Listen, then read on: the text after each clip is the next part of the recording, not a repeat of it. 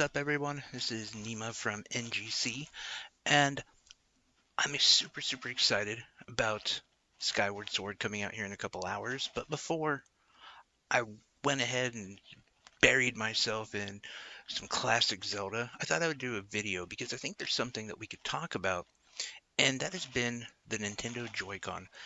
People who have owned a Switch since day one could tell you there was an issue called Joy-Con drift. We've all known it. There's class action lawsuits going against Nintendo for it. There are tons and tons of issues with it. Some people have outright just stopped using Joy-Cons in general and use the Pro Controller.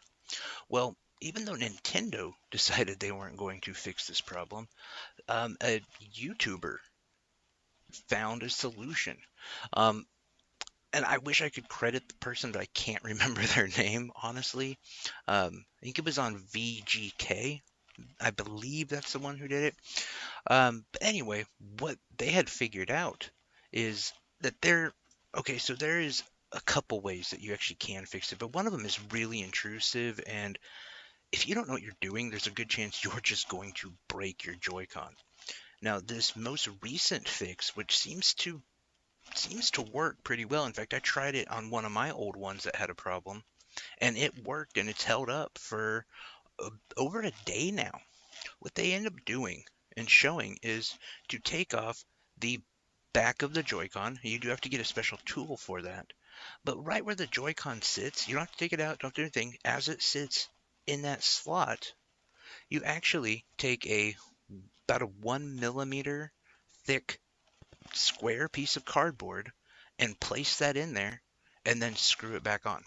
Because essentially what they explained is over time, separation starts to happen with the Joy-Con. And that is what causes the drift. So just by pushing that piece of cardboard against there, it actually ends up fixing it. Now that seems incredibly simple, and you wonder, like, why didn't Nintendo get on it? Why hasn't Nintendo addressed it? And Sean, or RGT85, I think he actually had a really good point about it, and that is, well, with all the lawsuits, with all of the issues that Nintendo is having with Joy-Con drift, if they addressed that, or even if on this new OLED model they used a different Joy-Con, they would basically be admitting guilt, and they could then be sued. Um, Further, I should say that their lawsuits would actually hold more validity, if you will, and that's it for them. So they're not going to do that. They're not going to mess around. Um, in fact, I think they'll probably just continue to eat it in repair costs and replacement costs, and or complacent gamers like myself who was just, I'll just fix it myself, or I'll just buy a new pair because I'm not going to deal with a 2 month turnaround time to send my Joy-Cons in to have them fixed. And I think that's probably the route they're going to go, because right now they're tied up in so many legal battles having to do with these. And you can kind of tell that what they're trying to do essentially is just to kind of wait the game out a little bit. And I think that once that is, I don't know, once that is maybe dealt with, maybe once the lawsuits themselves kind of fall away, you then might see them address the actual Joy-Con issue, maybe on the Pro quote unquote version or whatever. They'll release something different. What I would be curious about, though, is if on the OLED model there's maybe some kind of piece of cardboard, not an actual piece of cardboard, but something that is 1 millimeter thick and that is pressed behind that Joy-Con, or if we see that coming out in later models of the Switch. It almost makes me want to buy a Switch in, let's say, December or January, and take it apart and see if there is, who knows what they might use, some sort of composite of some form they would just have placed against the back of the Joy-Con. And I think that's an interesting experiment that we can try later on, and to see exactly what they do to fix it, or if this would be a way that they could address it without actually addressing it.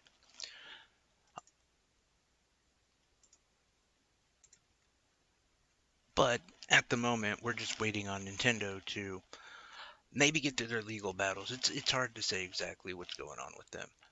Um, Furthermore, like I said, I was talking about Skyward Sword, and I'm just super excited for this game to come out. I've never played it before, and I'm kind of a bandwagoner when it comes to Legend of Zelda. I've only beaten like 3 games. I'm actually at the very end of Link to the Past. I know I'm a noob, but I'm excited. I'm really excited for it. And the Metacritic scores have come out. Now, remember when this first came out in 2011 on the Nintendo Wii, it got a Metacritic score of 93. Now, fast forward that 10 years, and it dropped about 11. The Metacritic score on Skyward Sword for the Switch is actually an 82. And it's interesting because there's different publications who've given it different scores. Player 2, I think, was the lowest I've seen, giving it a 67 overall. Some other ones, like Perfect Game and stuff like that, have given it 100. I think it kind of depends on what kind of play style you have for it. I think somebody like myself who doesn't want to mess with the motion controls and stuff like that is it's more built for that kind of gamer. From everything I've read, the issues that a lot of people had with it though, and even in Player Two's review, was it's not Breath of the Wild. Breath of the Wild's the standard, and this game is not it. They even cite that basically, saying it got repetitive. The controls, they had issues with the controls, but there again, they do kind of go into the motion control thing. Um, and ultimately holding it to the standard of Breath of the Wild, which I don't think that's fair. Because Breath of the Wild might be my favorite game ever. Might be the best video game ever created. I know that's for me, not for you. You know, everyone has a different list. But how can you compare a game that is essentially a remake, a re however you want to say. I don't want to say a full remake since they've messed with the controls so much and they've done a lot to add accessibility to the game and streamline the game. I would almost call it a remake, but you can't compare a remake from 2011 to Breath of the Wild from 2015. I just don't think that's a fair shot to Skyward Sword, and it wasn't the same treatment that Link's Awakening got either. But I think there's more to it. I think over time, when we go back to 2010, 2012, like we don't have nostalgia as much for that time period. And so we don't give it the grace of, oh, well, that was back then. This is still new enough where we can say, I'm going to hold it to today's standards. And by today's standards, it might be a little repetitive. It might have a few issues with it that I don't think would be picked up um, back in 2010, 2011.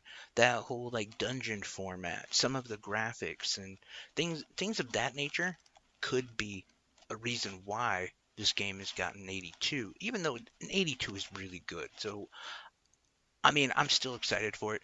I think it's going to be great. Uh, and also, on a personal note for the channel, I will be doing actual capture from this game. Um, I've got that we're looking forward to actually do a first impression with me actually playing the game instead of using trailers all the time. I'm going to take tomorrow and maybe Saturday to really iron that out because I haven't yet. And then I'm going to be doing a series on this channel called Games We Love, where I'll be interviewing people I know about a certain game series and why that brings out emotion to them, why it was their favorite game. And if you're ever interested in talking to me about that, just comment or send an email or something like that, and we'll get a hold of you. And if the game hasn't been chosen, I'd love to talk with you on any series. Even if, I guess even if it has been chosen, that's fine because everyone has their own emotion, their own positivity, their own experience, I think is so important. No matter if it's Mario for the 50th time, well, that's 50 different experiences. That's 50 different reasons why people are attached to that game. And I just think that's so cool because that's what gaming is for a lot of us. So yeah, that'll probably be aired, I'm hoping, on Saturday. It might be Sunday. And then doing another little thing that I'm going to start doing once a week. And it'll be games that you might have missed or games that you overlooked.